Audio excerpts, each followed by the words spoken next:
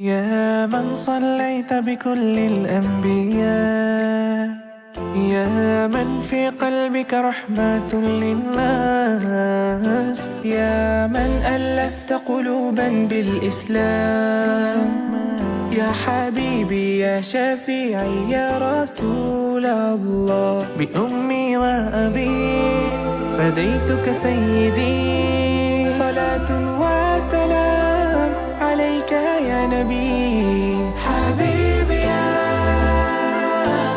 محمد। আসসালামু আলাইকুম রহমতুল্লাহি ওবারাকাতুহু। হ্যালো ভিউয়ার্স, কেমন আছেন সকলে? আশা করি সকলে ভালো আছেন। আলহামদুলিল্লাহ, আল্লাহর রহমতে আমিও খুব ভালো আছি। তো আপনারা দেখতে পাচ্ছেন আমি এখন বাসে আছি। তো আজকে আমরা যাচ্ছি টাঙ্গাইল মির্জাপুরে, সেখানে কিছু ফটোশ্যুট করার জন্য। তো আমরা রাত্রেই রওনা হয়ে গিয়েছি এই জন্য যে সেখানকার সকালের ওয়েদারটা ধরার জন্য। তো ফটোগ্রাফির জন্য জায়গাটাও খুব সুন্দর হওয়া জরুরি। তো এর আগে আমি সেখানে গিয়েছিলাম, জায়গাটা খুব সুন্দর একটি জায়গা। তো সেখানকার জায়গাটা আমি হাসিবকে আবার দেখাই, হাসিবও আমার সাথে একমত হয়েছে, সেখানে ফটোগ্রাফিটা খুব সুন্দর আসবে। তো সেখানকার ওয়েদারটা ধরার জন্য আমি আর হাসিব রাত্রে রওনা হয়েছি, কারণ ফজরের নামাজের পর ওই ওয়েদারটা দেখা যায়। তো এখন আমরা আছি মিরপুর 10-এ, আর মিরপুর 10 থেকে এখন আমরা চলে যাব সরাসরি চন্দ্রায়। আর চন্দ্রা থেকে পরবর্তী বাসে আমরা মির্জাপুরে বাসে উঠব। মির্জাপুর বাসে থেকে সরাসরি আমরা মির্জাপুর চলে যাব। তো বাস অনেক দেরিতে ছাড়ার কারণে আমরা অনেক দেরিতে পৌঁছাবো আজকের রাতে। যেতে যেতে মনে হয় প্রায় 1টা বাজবে। তো এদিকে আবার হাসিব খুব ক্লান্ত হয়ে শুয়ে পড়েছে। তো আমরা চন্দ্রা চলে আসছি, আর রাস্তায় খুব জ্যাম থাকার কারণে আমরা বাকিটা পথ পায়ে হেঁটেই চলছি। তো এখন রাত 12:30 বাজে। আমি ভাবতে পারিনি এতটা দেরি হবে। তো দীর্ঘ অনেকক্ষণ হাঁটাহাঁটির পর এখন আমরা টাঙ্গাইল মির্জাপুরে বাসে উঠেছি। তো আপনারা যখন চন্দ্রায় চলে আসবেন, চন্দ্রায় চলে আসার পর আপনারা কিছু দূর হাঁটলেই ছোট রঙের বাস পাবেন, সাদা লাল নীল রঙের। তো আপনারা সেটা দিয়ে করে যদি টাঙ্গাইল মির্জাপুরে যেতে চান তাহলে আপনার সময় লাগবে 40 থেকে 30 মিনিট। আর ওগুলো হলো লোকাল, ওগুলো মির্জাপুরেরই বাস, তবে একটু আপনাকে লেট করে যেতে হবে, কারণ দাঁড়িয়ে দাঁড়িয়ে কিছুক্ষণ পর আর কি বাসগুলো ছাড়ে।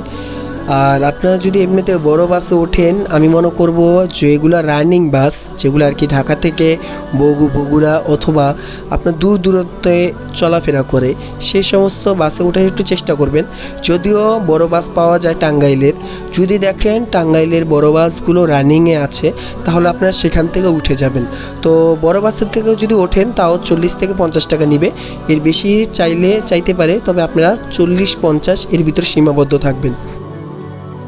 তো আমরা কালকে রাত্রে মসজিদে শুয়ে পড়েছিলাম এবং মসজিদে শোয়ার পর এখন ফজরের নামাজ পড়ে এরপর আমরা বের হচ্ছি।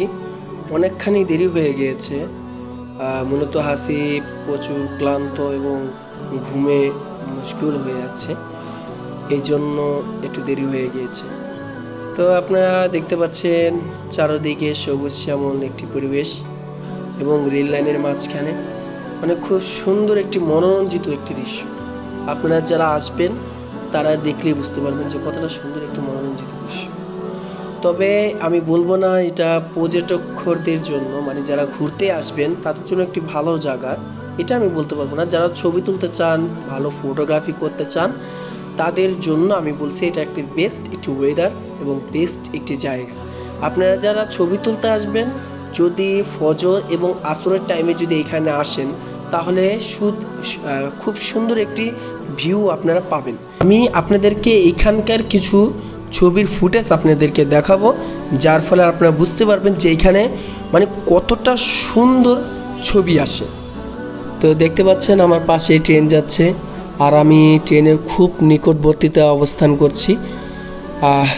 দেখতে খুব ভালোই লাগছে, আবার ভয় হয় যে কখন পড়ে যায়। খুব রিস্কে দিয়ে ভিডিওটা করছিলাম। তো সব মিলিয়ে মির্জাপুরের আমার এই দৃশ্যগুলো খুব ভালো লেগেছে এবং ফটোগ্রাফির জন্য এই ওয়েদারটা আমার থেকে খুব মনে হয় খুব সবচেয়ে বেশি ভালো। আর